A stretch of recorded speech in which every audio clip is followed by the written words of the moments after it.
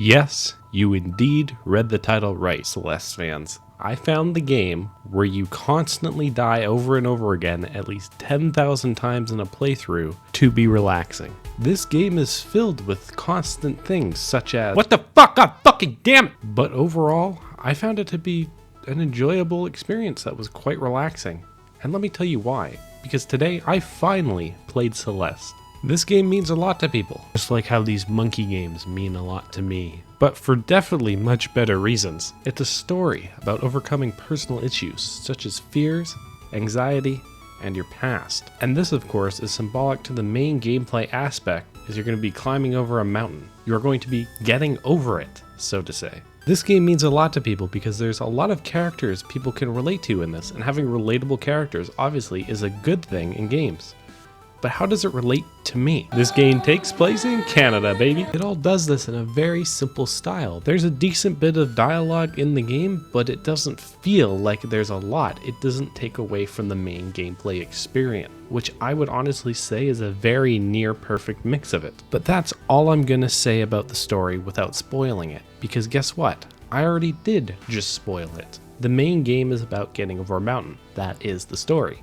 Getting over a mountain, that leads into the gameplay. You are climbing a mountain. Have you ever heard or played Super Meat Boy? It's one of the very first popular indie games to hit gaming.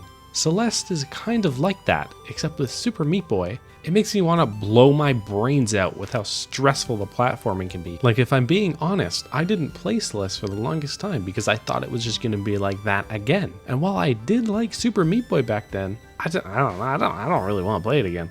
But I was wrong. Celeste is the opposite of what I thought it was. I had a relaxed feel playing the entire game. It's a warm cup of tea in a blanket kind of game while you're going through the 7th layer of hell. But why is it like this? I think it has to do with the laid-back story as previously mentioned. The music is also very relaxing, and it goes along with the winds of the mountain and doesn't induce an emotion that causes stress, but rather an emotion that causes a person to relax. Like you're on a mountain next to a campfire. This is cozy. The gameplay, which you have obviously been looking at for the past couple minutes, it's a 2D platformer, which is also the only thing I talk about on this channel. It's kind of the whole thing. It is a very simple game.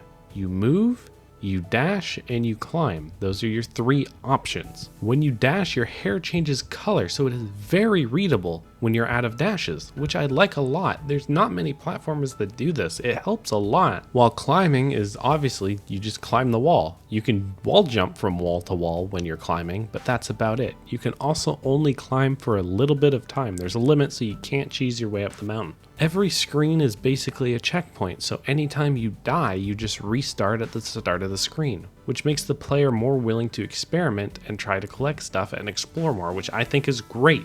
That is good. It is a very good punishment for the player failing. It's just a bit of time loss, but not too much. But it's also not too heavy on the consequences. You just have to quickly adapt and try again. I felt this game was very fair most of the time. When you get into a new screen, you can just sit there and figure out what you want to do next and how you want to move. I truly felt a lot of the screens could be completed first try.